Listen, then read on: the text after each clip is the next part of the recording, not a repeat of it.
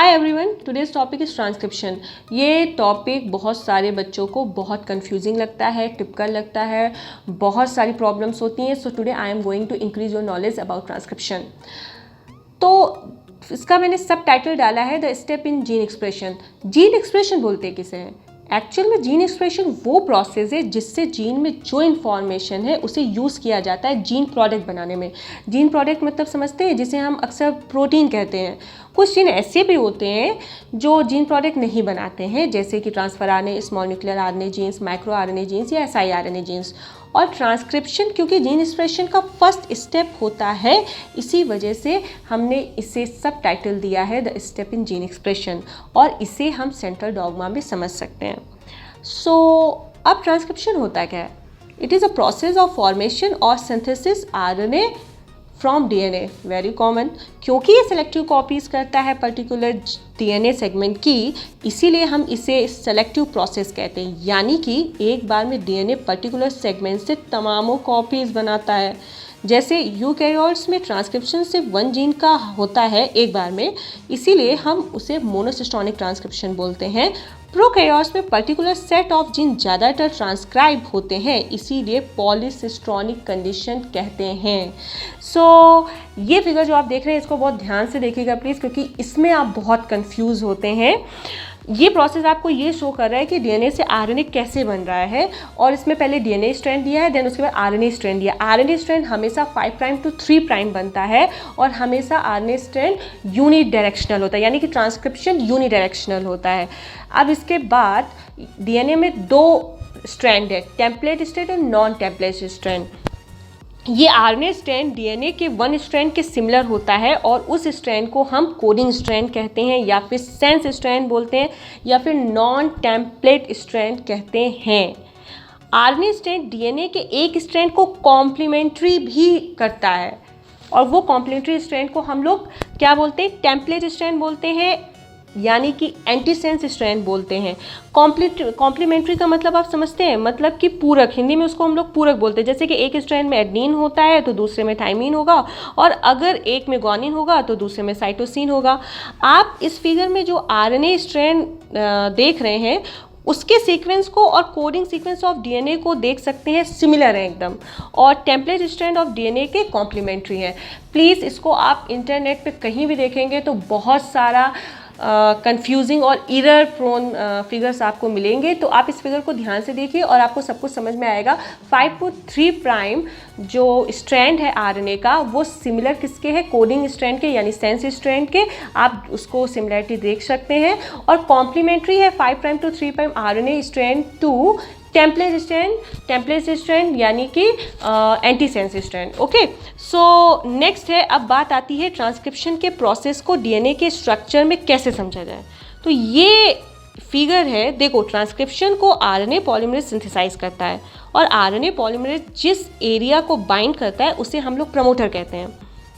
Promoter surround करता है पहले बेस पेयर, जिसको आरएनए में ट्रांसक्राइब होना होता है, जिसे हम स्टार्ट पॉइंट कहते हैं। फिगर में आप देख रहे होंगे, स्टार्ट पॉइंट के पहले के पोर्शन को हम लोग अप स्ट्रीम कहते हैं, आप फिगर में देख रहे हैं, अप स्ट्रीम बोलते हैं, और उसके नीचे के पोर्शन को हम लोग डाउन स्ट्रीम कहते हैं, आप फिगर में देख रहे हैं। स्टार्ट पॉइंट असाइंड होता है प्लस बेस से, यानी कि +1 बेस से स्टार्ट होता है, और फिर नेक्स्ट +1 +2 +3 ऐसे ही जाता है।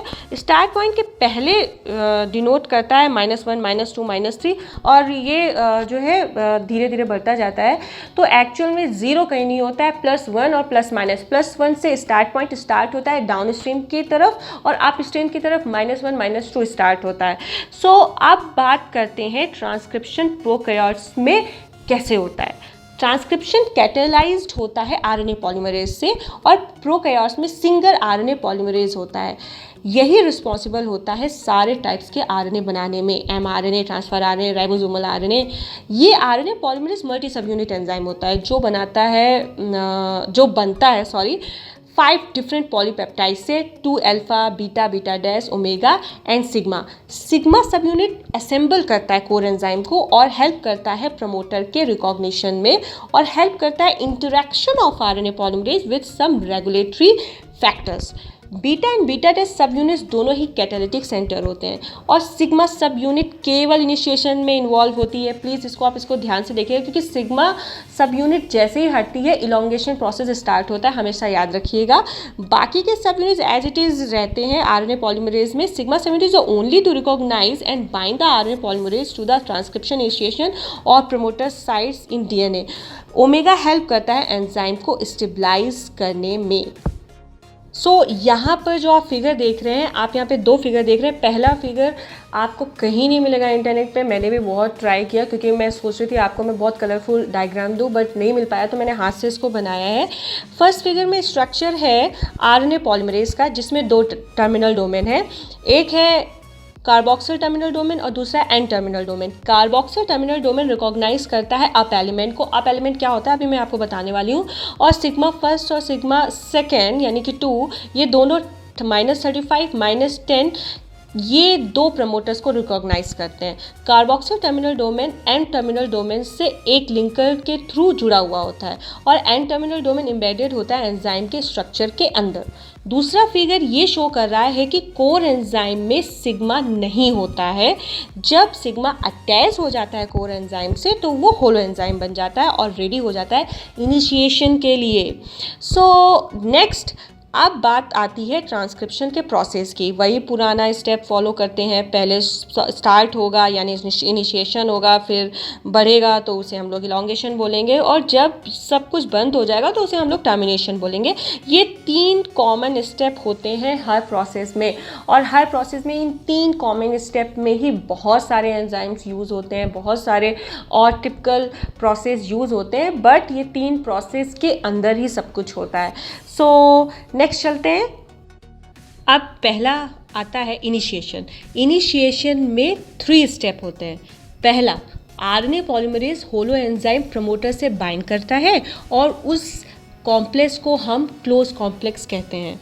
दूसरा स्टेप जिसमें क्लोज कॉम्प्लेक्स ओपन कॉम्प्लेक्स बन जाता है, जिसे हम ट्रांसक्रिप्शन बबल कहते हैं। यहाँ पर डीएनए स्ट्रैंड सेपरेट होता है अप टू 14 बेस पेयर तक, और जो इवेंट्स होते हैं इसको करने में उसे हम लोग टाइट बाइंडिंग कहते हैं। लास्ट होता है जिसमें फाइनली 2 न्यूक्लियोटाइड्स बनते हैं और उनमें फॉस्फोडाइस्टर लिंकेज बन जाता है। अब इसे हम टर्नरी कॉम्प्लेक्स कहते हैं। ये इनिशिएशन का फिगर है जिसमें आरएनए पॉलीमरेज डीएनए से जुड़ा, फिर डीएनए ओपन कॉम्प्लेक्स बना, फिर उसमें इनकॉर्पोरेशन हुआ है। अच्छा, इसमें एक और इंटरेस्टिंग चीज़ ये है कि जब तक 9 न्यूक्लियोटाइड्स ऐड नहीं हो जाते हैं तब तक आरएनए पॉलीमरेज आगे बढ़ता नहीं है। ये पॉसिबिलिटी है कि शायद ये न्यूक्लियोटाइड रिलीज हो जाएं, इसे हम अबॉर्टिव इनिशिएशन प्रोसेस भी कहते हैं। और जब इनिशिएशन प्रोसेस कंप्लीट हो जाता है तो आरएनए पॉलीमरेज मूव करता है इलॉन्गेशन में। जो टाइम लगता है एक आरएनए पॉलीमरेज को प्रमोटर को छोड़कर इलॉन्गेशन फेज में जाने में और दूसरे आरएनए पॉलीमरेज को प्रमोटर को रिकॉग्नाइज करने में, उससे हम लोग प्रमोटर क्लियरेंस कहते हैं।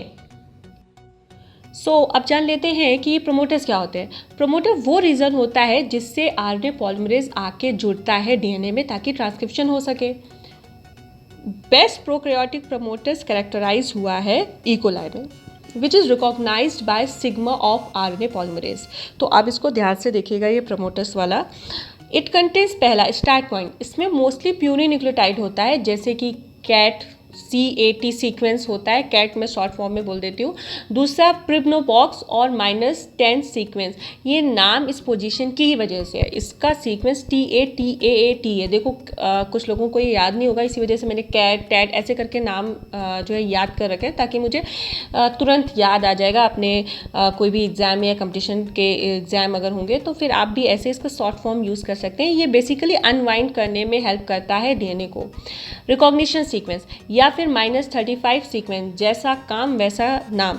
TTGACA सीक्वेंस के साथ सिग्मा इनिशियली इसे ही रिकॉग्नाइज करता है, इसी वजह से इसे हम रिकॉग्निशन सीक्वेंस कहते हैं।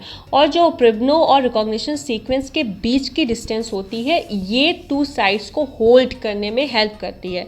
अब आता है अप एलिमेंट, जो कि मैं पहले बता चुकी हूँ और मैंने कहा था कि मैं अब आगे बताऊँगी। तो कुछ प्रमोटर्स में अप एलिमेंट्स भी होते हैं, कुछ में -35 रीजन नहीं होता है, तो एक्सटेंडेड 10 -10 होता है।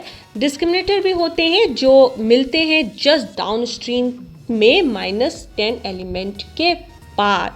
सो अब चलते हैं जानने के लिए कि इलोंगेशन कैसे होता है। सो इलोंगेशन फेज तब स्टार्ट होता है जब सिग्मा फैक्टर रिलीज हो जाता है आरएनए पॉलीमरेज से। जब आरएनए पॉलीमरेज इलोंगेशन फेज में आता है तो डीएनए को आगे अनवाइंड करता जाता है और पीछे रिवाइंड करता जाता है। तो समझ लीजिए कि आगे आगे बढ़ता चला जा रहा है और आरएनए बनाता जा रहा है और पीछे पीछे जो वो डैमेज करता जा रहा है उसको फिर से जोड़ता जा रहा है, यानी रिवाइंड करता जा रहा है। इस प्रोसेस में नेसेंट आरएनए बनता है। नेसेंट का मतलब समझते हैं न्यूली बॉर्न और प्रीमेच्योर आरएनए। इस प्रोसेस में 2 तरीके की प्रूफ रीडिंग प्रोसेस होती हैं। वैसे तो प्रूफ रीडिंग प्रोसेस हर स्टेप में होती हैं, पर ये 2 प्रूफ रीडिंग जो प्रोसेस है आप इसको सही से समझ लीजिए। जो आरएनए पॉलीमरेज करता है, पहला है पायरोफॉस्फोरोलिटिक एडिटिंग। इसमें एंजाइम रिमूव करते हैं इनकरेक्टली इंसर्टेड न्यूक्लियोटाइड्स बाय री इनकॉर्पोरेशन ऑफ पायरोफॉस्फेट। क्या होता है कि इसमें री इनकॉर्पोरेशन होता है पायरोफॉस्फेट का, ताकि रिमूव कर सके इनकरेक्टली जो अंदर न्यूक्लियोटाइड्स पहुंच गए हैं। दूसरा है hydrolytic editing. It cleaves RNA product actually incorporation another ribonucleotide in its place in the growing RNA chain। तो बेसिकली क्या करता है, it cleaves the error prone nucleotide। सो ऐसे और भी प्रूफ रीडिंग एक्टिविटीज़ हैं, तो हम इसे रिपेयरिंग प्रोसेस में पढ़ सकते हैं। So this is a diagram which is showing elongation process. इसमें आप देख सकते हैं कैसे आरएनए बनता है और कैसे कैसे वो आगे बढ़ता हुआ चला जा रहा है 5 प्राइम टू 3 प्राइम। सो अब जान लेते हैं टर्मिनेशन फाइनली। ओके, टर्मिनेशन 2 तरीके के होते हैं। पहला होता है रो डिपेंडेंट टर्मिनेटर और एक होता है, नेक्स्ट पढ़ लेंगे, अभी क्या जल्दी है। अब इस फिगर को ध्यान से देख लीजिए। इसमें ग्रीन कलर का छोटा सा रिंग है जिसे रस साइट कहते हैं। रो एक्चुअल में रिंग शेप स्ट्रक्चर होता है जिसमें 6 आइडेंटिकल सब यूनिट्स होते हैं जो सिंगल स्ट्रैंडेड आरएनए से बाइंड करते हैं और आरएनए रिलीज करते हैं। दैट्स वाई इसे हम लोग रो डिपेंडेंट बोल रहे हैं और इसे हम लोग एक और नाम से भी जानते हैं जिसे हम लोग एक्सट्रिंसिक टर्मिनेटर भी कहते हैं। अब मैंने अभी ये कलर की बात की और रस साइट की बात करी, तो रस साइट क्या होती है? ये वो साइट है जो रो को यूटिलाइज करता है। ये साइटोसिन रिच होता है और डिवॉइड ऑफ ग्वाइनिन होता है। रो एटीपी यूज़ करता है, सो इसमें एटीपी एक्टिविटी होती है, बाइंड करता है आरएनए से और मूव करता है। जब आरएनए पॉलीमरेज स्लो होता है, it catches up with RNA polymerase and बस आरएनए स्ट्रैंड को हटा देता है डीएनए से। So now comes to rho independent terminator. अब मैं रो इंडिपेंडेंट टर्मिनेटर के बारे में आपको बताऊंगी। एज यूजुअल बाय नेम ये रो इंडिपेंडेंट है और इसे हम लोग इंट्रिंसिक टर्मिनेटर भी बोलते हैं। एक्चुअल में आप फिगर में देख रहे होंगे कि it consist of 2 sequence element. पहला शॉर्ट इन्वेंटेड रिपीट जो 20 न्यूक्लियोटाइड तक का होता है और दूसरा it is followed by a stretch of 880 base pairs. So जब आरएनए पॉलीमरेज ट्रांसक्राइब करता है इस इन्वर्टेड रिपीट सीक्वेंस को, तब आरएनए हेयर पिन लूप बना रहा होता है, आप फिगर में ये देख रहे हैं, और फिर ये आरएनए लूप आरएनए पॉलीमरेज की वर्किंग को स्लो कर देता है क्योंकि एयू बेस पेयरिंग बहुत ही वीक होती है। इसी वजह से आरएनए क्या होता है, रिलीज हो जाता है। ट्रांसक्रिप्शन इन प्रोकैरियोट्स कंप्लीट हो चुका है।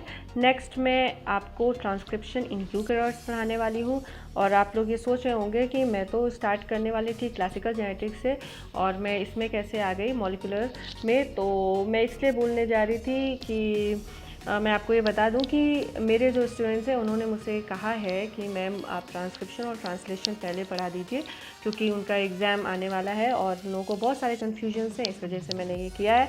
एंड नेक्स्ट थिंग इज़ कि नीचे कमेंट्स सेक्शन में भी वो लोग बोल चुके हैं, तो मैंने कहा ठीक है इस पर बना देते हैं। तो thank you for watching my videos. अगर आपको अच्छा लग रहा है तो लाइक कीजिएगा और ज़्यादा अच्छा लग रहा है तो आप कमेंट भी कर सकते हैं और भी ज़्यादा अच्छा लग रहा है तो आप इसको शेयर करके बाकी के स्टूडेंट्स को भी बता सकते हैं। Thank you so much, bye bye, take care.